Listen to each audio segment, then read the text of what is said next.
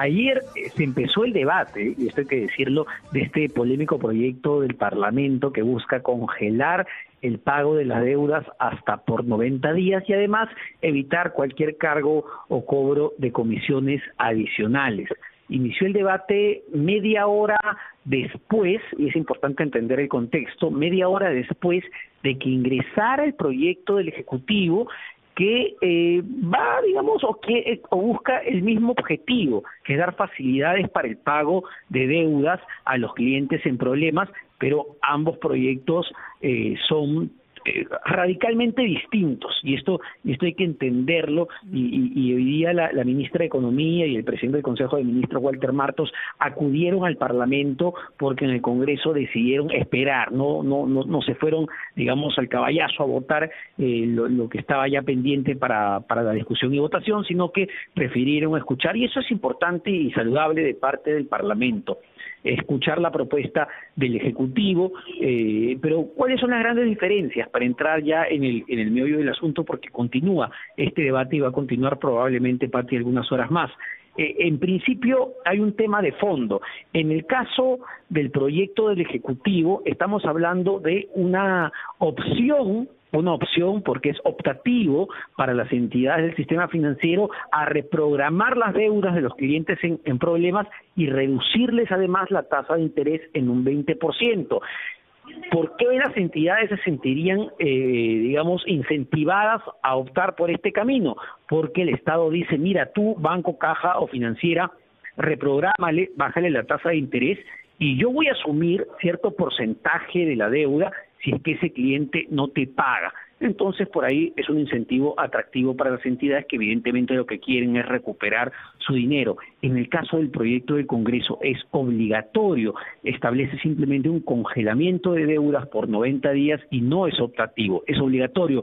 Y ahí hay un problema de fondo, Patricia, que es que un tercero, que es que el Estado, se esté metiendo en un contrato entre privados. Y solo por ese canal ya la norma sería inconstitucional.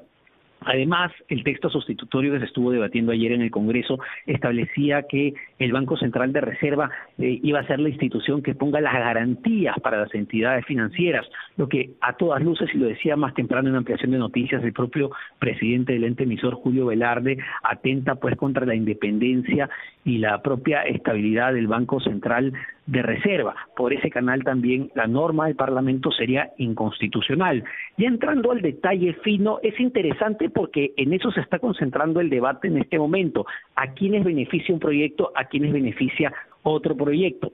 Vayamos al caso del Ejecutivo rápidamente, la propuesta del MEF. La idea es beneficiar a aquellas personas con créditos de consumo de hasta 5.000 soles, ojos, hasta 5.000 soles, pero con un dato adicional, que hayan sido buenos pagadores antes de la pandemia y que debido a la crisis se hayan visto muy complicados para honrar sus deudas, hasta 5.000 soles. En el caso de créditos hipotecarios hablamos de un crédito originario de la vivienda de 200.000 soles y tiene que haber sido su primera vivienda. También tiene que haber sido un buen pagador prepandemia, y en el caso de las micro y pequeñas empresas hablamos de 20.000 soles como máximo de deuda, y también que haya sido evidentemente un buen pagador. En el caso del Congreso... Sí, termina por favor, Omar, para ahí te hago dos preguntas. No, ese es el lado del Ejecutivo. Exacto. En el caso del Congreso se amplía mucho más, ya no son 5.000 soles en créditos de consumo, sino son 12.900 soles.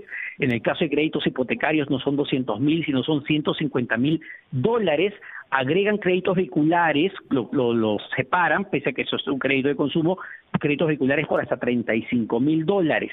Es evidentemente un espectro mucho más amplio, y la crítica del Ministerio de Economía, de ABAN, del Banco Central, es que no estaría tan focalizado y estaría beneficiando a probablemente, ojo, estas palabras del MEFA, a gente que quizá no lo necesite. Está la discusión metida ahí, lo que se busca es llegar a un punto medio, y es la voluntad también del Premier Martos. Pero ¿no te parece que la propuesta del Ejecutivo está lejos del punto medio?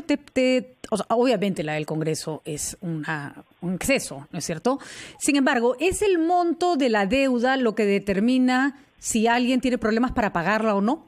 Es decir, puede haber alguien con una deuda, un crédito hipotecario de 190.000 soles y que tiene problemas, pero ahí va. Y puede que haya alguien con 230.000 soles de crédito hipotecario que está fregado y no puede asumir eso, y eso lo condena a perder su bien. coincide contigo, ahí sí hay un, me parece, un vacío porque ponerle un límite o establecer un límite por monto de deuda puede maniatar incluso las entidades financieras a poder apoyar a personas que quizá, como tú muy bien dices, no 200.000, pero sí 230.000, que está muy cerca, y que sí tiene problemas, y quizá el de 180.000 no los tiene. Exacto. Entonces, esos márgenes, coincido contigo de que quizá por ahí podrían estar los puntos de mejora, pero sí me quedo con una data interesante que soltaba hoy día el presidente de la Asociación de Bancos, Martín Naranjo, en Ampliación de Noticias, y decía por qué se ha elegido estos montos, porque en el caso de las deudas de 5.000 en créditos de consumo hablamos del 65% de los clientes del sistema. Esto es interesante porque estaría beneficiando a las dos terceras partes de los clientes. En el caso de los créditos hipotecarios se estableció el tope de 200.000 porque estarías beneficiando en este segmento al 70% de los clientes de este segmento que, ojo, que tienen problemas, porque no todos los clientes con deudas de hasta 200.000 tienen problemas. Hay mucha gente que ha seguido pagando. Esto está destinado a aquellas personas que tienen problemas y que hayan sido buenos pagadores. Ahora, hay varias cosas que nos comentábamos con Pedro Grau, nuestro comentarista económico en la mañana, que, por ejemplo, puede que tú tengas una deuda de 300.000. Sin embargo, el Estado podría avalar el préstamo hasta 200.000. Es decir, ese podría ser un criterio, que sean los montos máximos que el Estado avala, pero no el monto máximo de la deuda total, que es lo que excluye a mucha gente que podría estar en problemas. Segundo, te pregunto, Omar, ¿un crédito vehicular se considera un crédito de consumo? Sí, los créditos vehiculares están dentro de los créditos de consumo, como las tarjetas de crédito, está dentro de ese rubro. Por eso la ministra de Economía, en su exposición, les recordaba a los congresistas que ellos retiran el crédito vehicular cuando esto ya está comprendido dentro de los créditos de consumo, e incluso hacía una analogía de oye, cuidado, porque con los montos que estamos poniendo podríamos estar beneficiando a alguien que se compró un Audi tranquilamente, ¿no? Claro, y no a los que realmente queremos beneficiar. Pero con 5.000 soles, ningún carro cuesta 5.000 soles. No, pero en los créditos vehiculares, Patricia, la norma del Congreso habla de 35.000 dólares. Yo me refiero a la del Ejecutivo. La del Ejecutivo. Sí, la del Ejecutivo es mucho más acotada, es así. Pero lo metemos en crédito de consumo y todos los que se compraron un carro para hacer negocio de taxi que están fregados el día de hoy, o movilidad escolar, o qué sé yo, chao, no entran. Sí, ¿no? Coincido contigo, la del Ejecutivo sí va a un público pero mucho más reducido que la del Congreso de la República. Creo que el punto, Omar, no está en si el más público o menos público, sino quién lo necesita. Lo que tendría que buscarse es quién lo necesita y quién no, independientemente del monto de la deuda. Y el Estado se puede comprometer a avalar parte de la deuda, no tiene por qué avalarla toda. Otra pregunta que tengo, Omar, es que lo que dijo la ministra es que de darse este aval, los bancos tendrían que reducir sus intereses. ¿Esto es un reconocimiento implícito de que los intereses son muy altos? ¿Por qué cuando paga el cliente el interés es exorbitante y cuando paga el Estado el interés tiene que ser, digamos, más justo? ¿No hay ahí una señal de que los bancos están cobrando unos intereses demasiado altos? ¿Por qué el Estado no se los quiere pagar? En este caso, el interés se tendría que reducir de todas maneras, porque al momento que el Estado te garantiza un porcentaje del crédito, es decir, yo como Estado garantizo que si esa persona no te paga, yo voy a cubrir el 40, el 80%, el riesgo de ese crédito es menor que un riesgo sin aval. Entonces, por consecuencia, el interés que finalmente refleja el nivel de riesgo del cliente también tendría que bajar. Que pudo ser mayor la reducción o menor, eso está a discusión. Yo insisto, Pati, esto todavía y creo que es muy positivo que se esté llevando a discusión en el Pleno, que el Ejecutivo vaya al Congreso, discuta y se llegue a un punto medio, quizá con mejores condiciones que las que ha propuesto el Ministerio de Economía. Y ahí sí un punto importante que lo reconoció la ministra y decía una crítica al gobierno.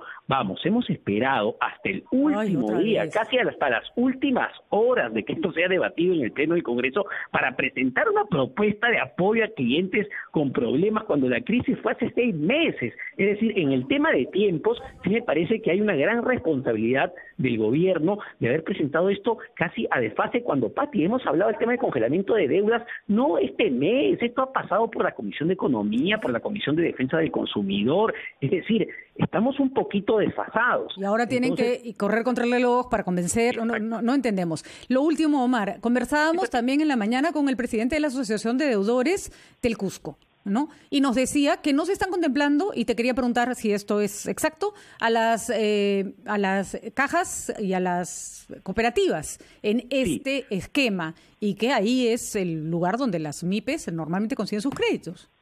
Sí, Pati, y esa es una de las críticas que también planteaba el día de hoy el presidente del Banco Central de Reserva. En el proyecto del Congreso se excluyó a las cajas municipales y a las microfinancieras, porque evidentemente decían que iban a ser las más vulnerables. En el proyecto del Ejecutivo, sin embargo, no se está excluyendo, simplemente entran todas las entidades del sistema financiero, porque al haber un aval y al ser optativo, porque cada banco, cada entidad financiera puede decir, sabes que a mí no me conviene en esas condiciones, yo no voy a dar estas facilidades. También es una situación que podría pasar, y por eso ahí va a ser bien interesante saber cuáles son realmente los incentivos para que las entidades opten por dar estas facilidades. Claro, yo también imagino, cada entidad financiera, cada banco, caja, microfinanciera va a preferir tener un aval del Estado que le garantice un porcentaje del crédito a simplemente dar el crédito por perdido y perder el dinero. Ese podría ser el incentivo.